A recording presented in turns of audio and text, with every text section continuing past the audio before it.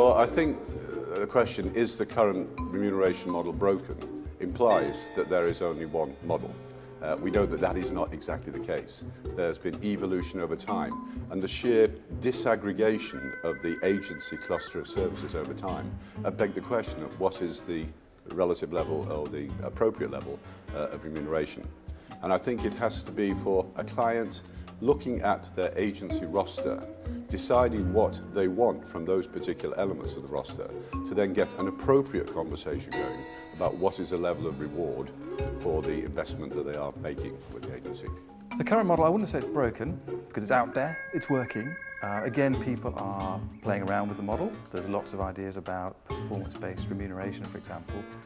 For me, the trick is about transparency and about understanding.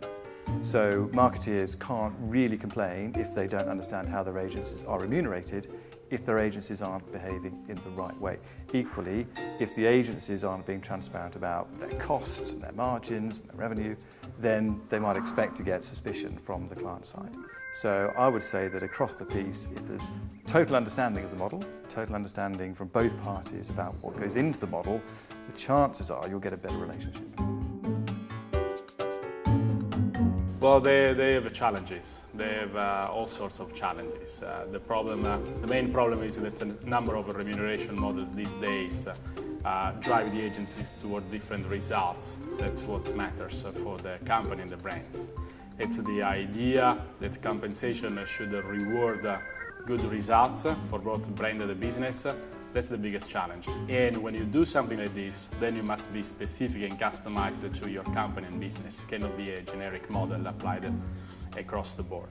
So everyone has to work out what the best model could be for their businesses and brands. I think the remuneration model generally is probably broken with agencies, in as much as I think we need to really step aside and think, what is it we want agencies to do in this world we live in, fast changing, with all different channels of communication. We really need agencies to be partners who, as well as delivering a creative executions and creative message, can partner us in terms of developing brand strategies, having the kind of insights that are going to add value to the work we do, and going along on the journey with us and really understanding what it is we're trying to do with our brands, and in so doing create value and create profit in which they can share.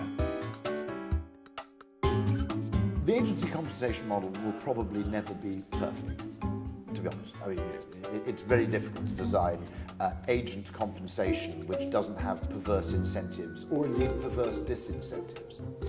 Two things I would say. Let me put it like this. One, models which give the agency some skin in the game are a good thing. You can never make that complete. You can never have complete payment by results because so much is beyond our own control and so forth. And arguably we're not geared up for that kind of risk in that sense. But some skin in the game is a healthy thing. The second thing I'd say is that quite often the procurement approach to what do I get, what do I pay for, works quite well if you're buying certain commoditized items, although I would argue there is no such thing as a commodity.